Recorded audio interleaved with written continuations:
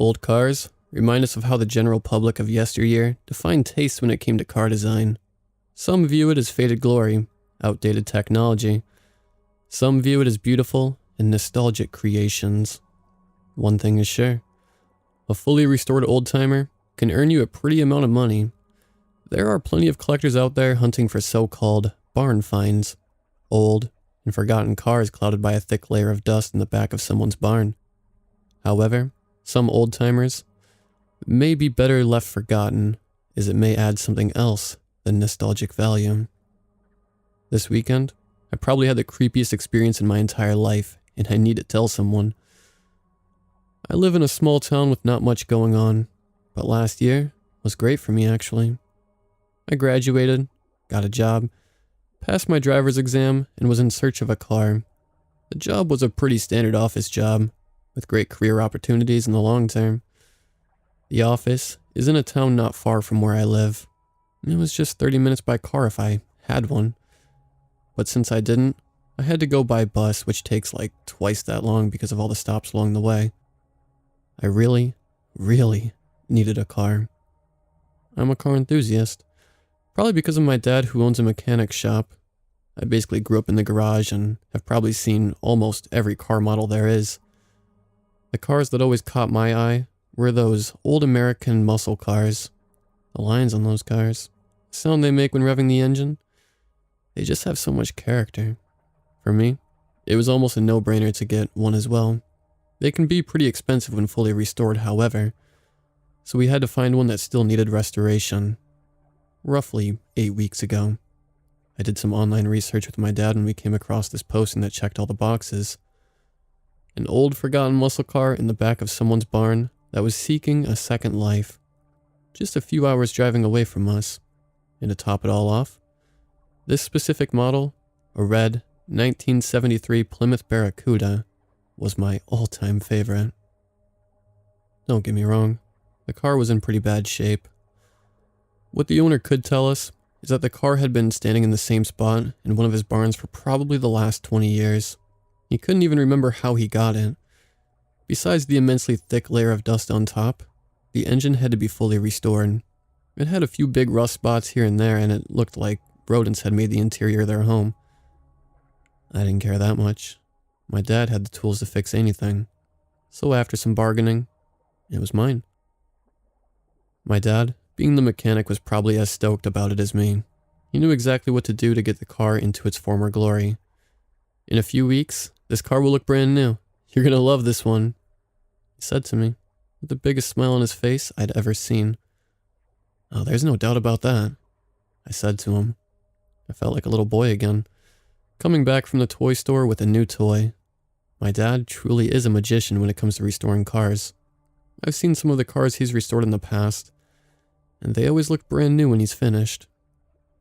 A few weeks passed when my dad gave a grand car reveal party for me like you see on those car restoration shows. They'd put a large blanket over the car and did an epic reveal.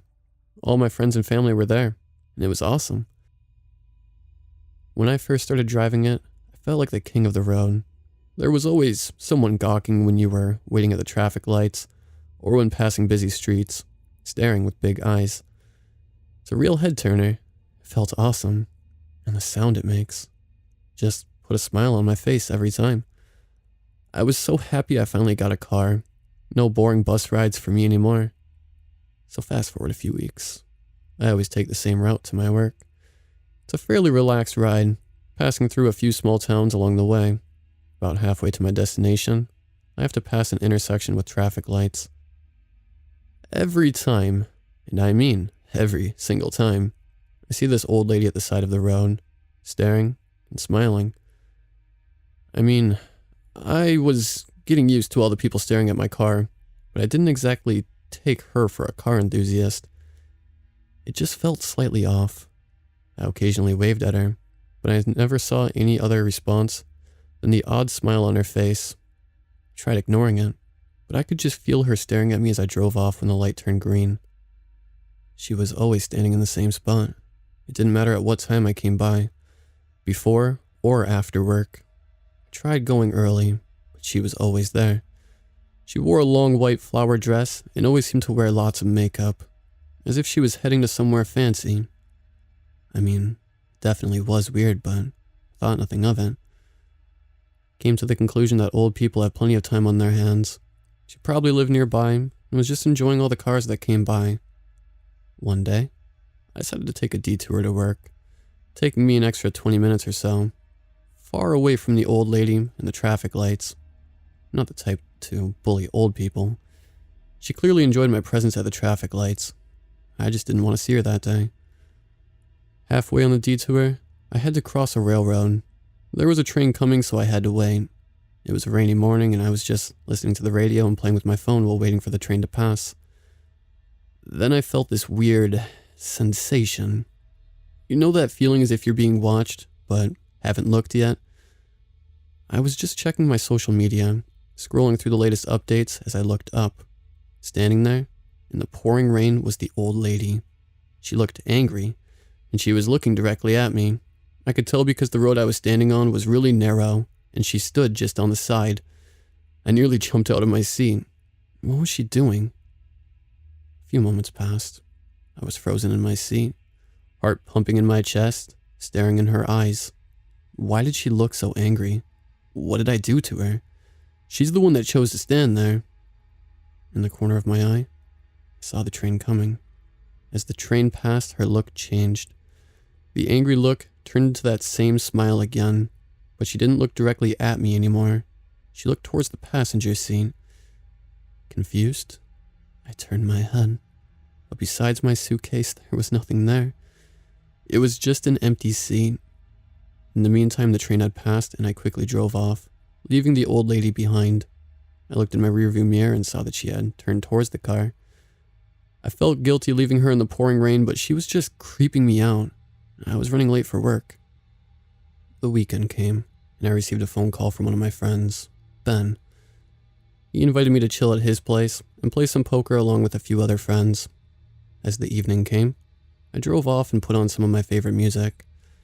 When I neared the traffic lights, I wasn't surprised anymore to find the old lady on the side of the road again. I revved the engine and waved. No reaction. Then I got this idea.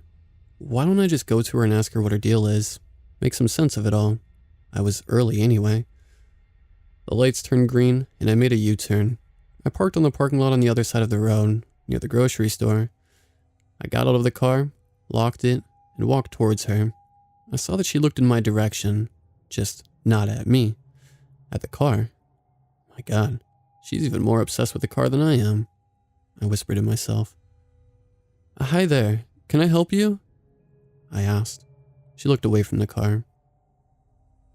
Sorry, dear. Who are you? She replied. I couldn't believe it. She doesn't even recognize me. Yeah, I'm the owner of that fabulous old-timer over there. I pointed at my car. I happened to notice you looking at it. She smiled. I'm just happy my Jacob is happy. Who is she talking about? Jacob? Who's Jacob? I stuttered. She stretched out her arm and pointed towards my car. My Jacob. He's sitting in his car right now.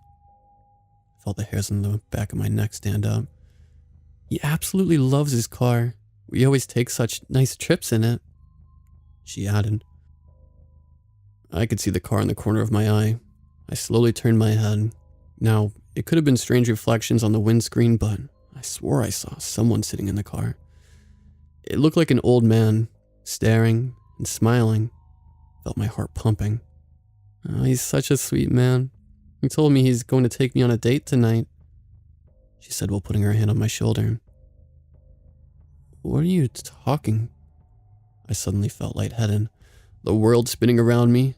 I closed my eyes and tried to concentrate on the dizziness when my phone rang. In the confused state that I was, I reached into my pocket, got my phone and accepted the call. Hello? I answered. Yo, bro, where are you? You should have been here 3 hours ago. It's almost midnight. It was Ben. What was he talking about? It was just 10 minutes underway. I checked my watch. He wasn't lying. Was I just standing here all this time? I'll be there as soon as I can. Sorry. I quickly replied and hung up. I looked around me. The old lady was gone. Probably because it was almost midnight. I still felt lightheaded. I turned towards the car. My car. Where did I park it again? I scanned the parking lot. Besides a few other cars, mine was nowhere to be found. I felt in my pockets and found that my car keys were still there. I did lock my car, so whoever stole it must have broken a window or something. Enraged by the thought that someone not only damaged but stole my precious car, I thought of what to do next. I already told Ben that I would come, so I might as well blow off some steam about my situation. Can't do anything about it now anyway. I walked towards the nearest bus stop and decided to also call the local authorities. Perhaps they might find it somewhere in the area, but I doubt it. Later that night, after probably the best night I had in weeks and downing a shitload of alcohol, it was time for me to go home. I had accepted the fact that my car was gone forever. My friends told me they would keep their eyes open if they saw anything suspicious, and I appreciated that. I called a local taxi, and an hour later I crashed on my bed, falling in the deepest sleep. When I woke up the next day, I was greeted by the most terrible hangover. I checked my phone to see that it was noon already. I slowly got out of bed, trying not to worsen my headache, and shuffled towards the curtains. I opened them and was greeted by the brightest and sunniest day, and almost fell backwards from all the pain that went through my head in an instant.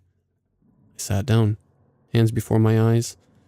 After a few moments, when the pain had settled down, I slowly took away my hands and stood up again. As I looked outside, I saw the clear blue sky. A few birds chirping away in the air, wind whistling through the trees on the other side of the road. A man walking his dog in my car on the driveway. I wasn't dreaming, was I? I pressed my face against the window and squinted my eyes. It was really there. Did one of my friends find it somewhere and brought it back already? No, that can't be. They didn't have a key. Maybe the cops found it. I didn't have any missed calls or anything. I quickly ran down the stairs, almost forgetting my hangover, and grabbed my slippers. I opened the front door. In full disbelief, I walked around the car. I noticed that there was absolutely no damage to be found. At all. In fact, it looked even cleaner than last night. I unlocked the car and took place behind the steering wheel. Even the interior smelled brand new. Everything was intact. No dirty windshield. No dirt on the mat below my slippers. Not even a speck of dust on the dashboard. I turned the key, and it started immediately.